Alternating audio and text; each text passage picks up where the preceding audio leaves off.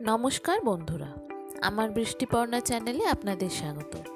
আজ আমি চলে এসেছি পেঁয়াজ রসুন ছাড়া একটা রান্না, বাঁধাকপির রেসিপি নিয়ে। এই বাঁধাকপি আমিষ নিরামিষ দুই হয়। আজকে আমি নিরামিষ বাঁধাকপিটা আপনাদের সঙ্গে শেয়ার করব। এই বাঁধাকপি এত সুন্দর খেতে হয় নিরামিষ দিনে। যদি আপনি এই বাঁধাকপি এরমভাবে রান্না করেন তাহলে তো আর কথাই থাকে না। এই বাঁধাকপিকে আমি কেটে নিয়েছি, আর নিয়েছি একটু মটর কড়াই, আর নিয়েছি গাজর, আলু, টমেটো, আর বেসিক যে মশলাগুলো আছে সেই মশলাগুলো তো লাগবেই। এবার প্রথমে এই বাঁধাকপিটাকে আমি একটু নুন হলুদ দিয়ে ভাপিয়ে নেব। অনেক সময় হয় না বাজার তো চাষে সার দেয়, কীটনাশক দেয়, তো অনেক রকম জার্ম থাকে, অনেক রকম পয়জন থাকে। বাঁধাকপিটায় যদি নুন হলুদ দিয়ে একটু ভাপিয়ে নেওয়া হয় সেই গন্ধটাও চলে যায়, আর চলে যায় যদি কোনো সার থাকে সেগুলো ওই জলের সাথে ভাপানোর সঙ্গে সঙ্গে সেটা ওর সঙ্গে চলে যায়। তো সেই কারণে আমি বাঁধাকপিটাকে একটু ভাপিয়ে ফেলে দেব, মানে জাস্ট অল্প একটু নুন হলুদ দিয়ে একটু ভাপিয়ে ফেলে দেওয়া, পুরোটা সিদ্ধ করা নয় কিন্তু। দেখুন বাঁধাকপিটা আমি জলে দিয়ে দিলাম, একটু ঢাকা দিয়ে দিলাম, এই মিনিট 5-এরও লাগবে না, তারও মধ্যে এটা দেখুন ভাপে এটা হয়ে গেল। এবার জলটা ফেলে দিয়ে এটা আমি ছেঁকে নেব। এবার কড়াইতে তেল গরম করে প্রথমে আমি একটু ফোড়ন দেব। ফোড়নের মধ্যে নিয়েছি কাঁচা লঙ্কা, তেজপাতা, একটু গরম মশলা, গরম মশলার মধ্যে লবঙ্গ, এলাচ, দারুচিনি আর একটু জিরে ফোড়ন দিয়েছি। যখন ফোড়নের সুন্দর গন্ধ বেরোবে তখন কি করব, আলুগুলো একটু ভেজে নেব। যেহেতু নতুন আলু দিয়ে বাঁধাকপি করলে খুব সুন্দর খেতে লাগে, এত সুন্দর টেস্ট হয় বাঁধাকপি, কিন্তু নতুন আলুর একটা কাঁচা কাঁচা গন্ধ থাকে। তো আলুটা যদি আপনি একটু কড়াইতে ভালো করে ভেজে নেন তাহলে কিন্তু সেই গন্ধটা আর থাকে না, চলে যায়। সেই রকমই আমি আলুটা একটু ভেজে নিলাম, নিয়ে এর মধ্যে আমি একটু হলুদ দিয়ে দেব। এই হলুদটা দেওয়ার কারণ এতে কি হয়, হলুদের কাঁচা গন্ধটা বাঁধাকপির মধ্যে থাকে না। এই হলুদটা তেলে ভাজা হয়ে গেলে বাঁধাকপির কালারটাও খুব সুন্দর আসে, আর হলুদের গন্ধটাও চলে যায়। এরপর আমি একে একে গাজর দিয়ে দেব। গাজরটা যখন একটু ভালো করে ভাজা হয়ে যাবে, বাঁধাকপিটা দিয়ে দেব। বাঁধাকপিটা দিয়ে তারপর আমি এর মধ্যে মটর কড়াই যেটা নিয়েছি, কড়াইশুঁটির মটরটা আর টমেটোটা ভালো করে দিয়ে দেব। তার আগে কপিটা আমাকে একটু ভালো করে ভাজতে হবে। কপিটা একটু ভালো করে না ভাজলে এর একটা গন্ধ থাকে, সেটা যায় না। যদিও নুন হলুদ দিয়ে আমি যখন ভাপিয়ে নিয়েছি এর পুরো গন্ধটাই চলে গেছে, তবুও কপিটা একটু ভালো করে ভাজলে তার টেস্টটা আরও ভালো হয়। দেখুন আমার কপিটা ভালো করে ভাজা হয়ে গেছে।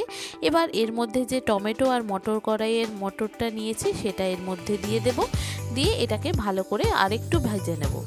তারপর যে বেসিক মশলাগুলো আছে, পরিমাণ মতো নুন দেব, হলুদ তো দিয়েছি, আর দেব একটু জিরে গুঁড়ো, ধনে গুঁড়ো, একটু আদা। নিরামিষ তো, নিরামিষে এইগুলো দিলেই খেতে ভালো লাগে। আর এখানে মটর কড়াইটা আমার ফ্রিজে যেহেতু খোলা ছাড়িয়ে রাখা ছিল, সেই জন্য এরকম একটু কলা বেরিয়ে গেছে। তো এতে কোনো অসুবিধা নেই, ছিল যে কালে দিয়ে দিলাম, এগুলো আর কি করব। দেখুন এবার আমি এটাকে ভালো করে ভেজে নিচ্ছি। এবার যে এক এক করে বেসিক মশলাগুলো দিয়ে এটা ভালো করে কষাবো। যখন ভালো করে এটা কষানো হবে দেখবেন এখান থেকে একটা সুন্দর গন্ধ বেরোচ্ছে, তখন বুঝবেন যে আপনার বাঁধাকপিটা কষানো হয়ে গেছে। আমি পরিমাণ মতো লঙ্কা, হলুদ, লঙ্কা, নুন, জিরে গুঁড়ো, ধনে গুঁড়ো, একটু সামান্য মিষ্টি আর একটু আদা দেব, দিয়ে এটাকে ভালো করে কষিয়ে দেব। দেখুন সব মশলা এক এক করে দিয়ে দিলাম। বন্ধুরা, রেসিপিটি যদি ভালো লাগে তাহলে আমার চ্যানেলটিকে সাবস্ক্রাইব ও ফলো করে দেবেন, আর পাশের থাকার বেল আইকনটি অবশ্যই অন করে দেবেন, তাহলে যখনই আমি ভিডিও আপলোড করব আপনাদের কাছে নোটিফিকেশন চলে আসবে। আর ভিডিওটি দেখতে দেখতে একটা লাইক ও শেয়ার করে দেবেন। কেমন হলো রেসিপিটা আমাকে অবশ্যই কমেন্ট করে জানাবেন, নাহলে বুঝবো কী করে যে আপনাদের ভালো লেগেছে।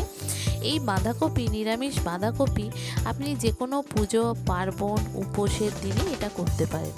আর এই শীতকালে বাঁধাকপি আমিষ নিরামিষ তো দুই রকমই হয়, তো নিরামিষ দিনে এই বাঁধাকপি আপনি অনায়াসেই করতে পারেন। যারা সপ্তাহে বৃহস্পতিবার, শনি, মঙ্গলবার যারা নিরামিষ খায় তারা এইভাবে অনায়াসেই বাঁধাকপি রান্না করতে পারে। এত সুন্দর খেতে হয় এই রকমভাবে বাঁধাকপি করলে। এটা দিয়েই পুরো ভাত খাওয়া হয়ে যাবে। শুধু ভাত কেন, আপনি রাতে এটা লুচি, পরোটা, রুটি সবের সাথেই খেতে পারবেন, এত সুন্দর খেতে হয়। দেখুন আমার কষানো হয়ে গেছে, আমি জল দিয়ে দিয়েছি। এবার এতে একটু নুন আর মিষ্টিটা একটু চেক করে নেব, নিয়ে এটা একদম শুকনো শুকনো করব। বাঁধাকপিটা একটু শুকনো শুকনোই খেতে ভালো লাগে। আমার একটু নুন লাগবে, তো একটু নুন মিষ্টি দিলাম, দিয়ে এটাকে আমি আরেকটু ভালো করে কষিয়ে নেব।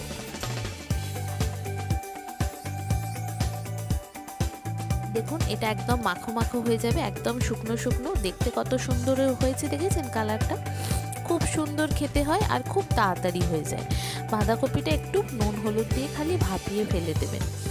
যেন বাজারে এখন তো সব সার দিয়ে, কীটনাশক দিয়ে যে কোনো সবজি হয়, তো বাঁধাকপির মধ্যে যদি কোনো কীটনাশক বা কোনো সার থাকে তাহলে সেটা চলে যায় জলটা ভাপিয়ে ফেলে দিলে। দেখুন আমি সার্ভ করে দিলাম। আমার গরম ভাতে বলুন, রাতে রুটি তরকারি যার সঙ্গেই বলুন, এই বাঁধাকপি একদম তৈরি, শুধু সার্ভ করার অপেক্ষায়। কেমন হলো রেসিপিটা আমাকে অবশ্যই জানাবেন। যে সমস্ত বন্ধুরা আমার ভিডিওটি দেখছেন অথচ আমার চ্যানেলটি সাবস্ক্রাইব ও ফলো করেননি, তাদেরকে অনুরোধ করব আমার চ্যানেলটি সাবস্ক্রাইব ও ফলো করে দেওয়ার জন্য। তাহলে যখনই আমি ভিডিও আপলোড করব আপনাদের কাছে নোটিফিকেশান চলে আসবে। আর ভিডিওটি দেখতে দেখতে একটা লাইক ও শেয়ার করে দেবেন। কেমন হলো রেসিপিটা আমাকে অবশ্যই কমেন্ট করে জানাবেন, নাহলে বুঝবো কী করে যে আপনার ভালো লেগেছে। কেমন হলো নিরামিষ বাঁধাকপি আমাকে অবশ্যই কমেন্ট করে জানাবেন। থ্যাংক ইউ বন্ধুরা।